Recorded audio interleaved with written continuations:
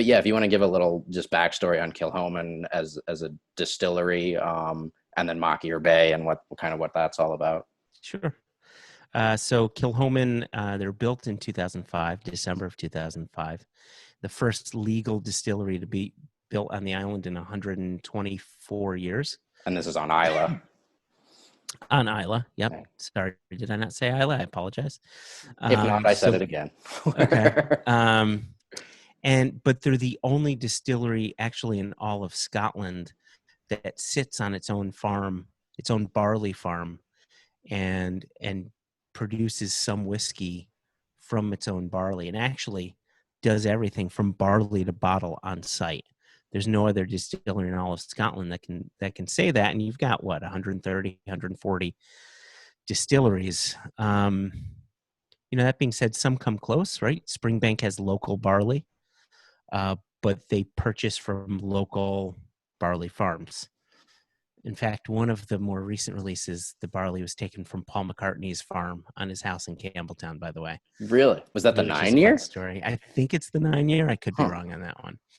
And then, of course, Bruichladdich, they do their Isla barley release, but they don't have their own farm. In fact, one of the Isla barley releases, they source the barley from Kilchoman to do the bottling. So That was it the really is Rockside or Rock Hill. Yeah, Or something? Rockside Farm. Yeah. So Kilchoman is doing something now that was the standard 125 years ago. And that is really cool, I think. They're the only family-owned, independently owned distillery on Isla. And Machir Bay, well, that product was first released in 2012. And in my opinion, that is really Kilchoman's DNA. I mean, that was their first core product. They now have a second one called Seneg. But they released Machir Bay as really their way of saying, we've come of age. We have a core product finally.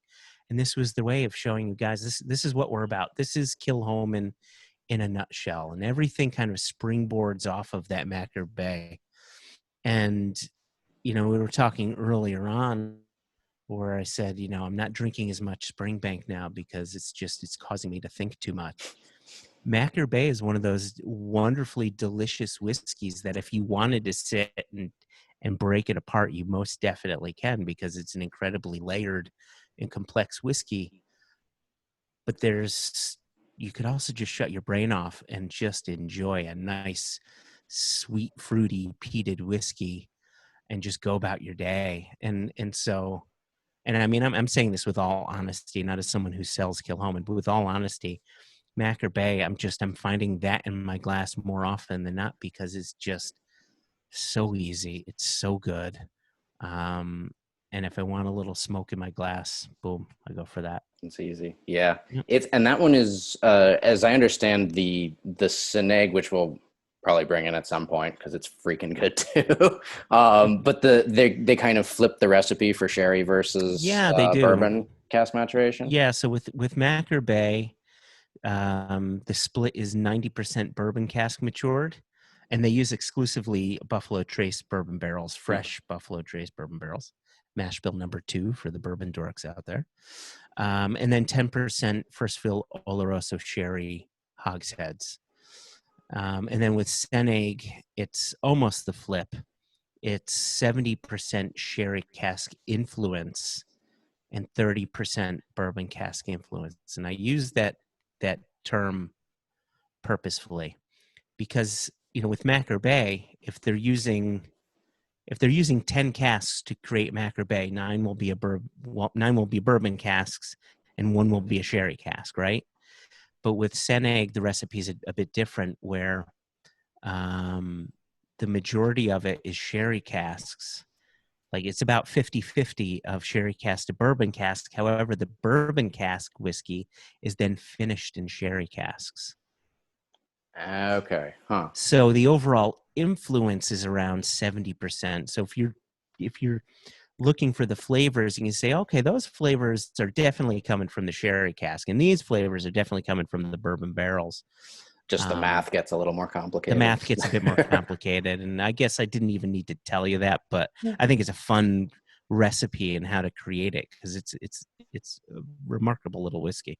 No, that's cool. I didn't realize that either. Yeah. But Yeah. yeah, no, it's a really neat one. I think one, if you have kind of explored the rest or most of the rest of Isla already, this is one that is markedly different uh, Mm. than the styles. I mean, you're still getting that. It is Isla smoke. It's definitely not Highland smoke, but it's a really neat little like kind of detour from what you might be used to if you've had, you know, Ardbeg, Lafroig, Kalila before that.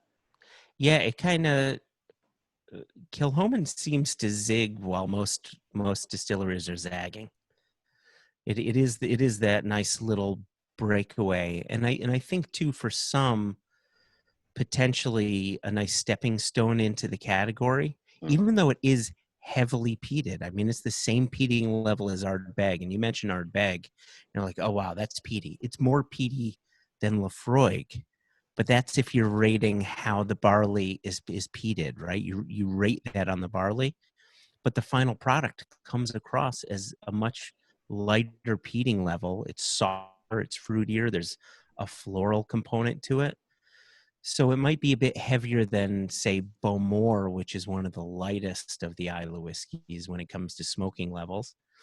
But it's not as smoky, not perceived as smoky as, say, Lafroig or Nardbeg. You're definitely going to see more and more Kilchoman in our store just because there is such a neat breadth of different single barrels that I've seen and some interesting other small batch stuff that we've been talking about. So, Well, the other thing that I want to point out about Kilchoman and Impex, we've been importing Kilchoman for 10 years now, hmm.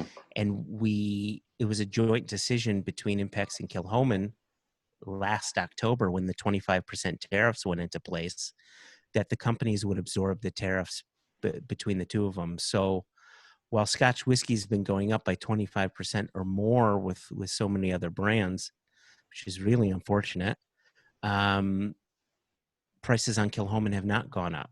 So it was already a decent priced whiskey and a damn good drinker, and now it's some of the better deals that you can find in smoky Scotch whiskey because we're not implementing these tariffs. And it's funny that you say that because actually the spot, I'd been wanting to bring it in for a while, but you know, New York retail, limited shelf space and so forth. Sure.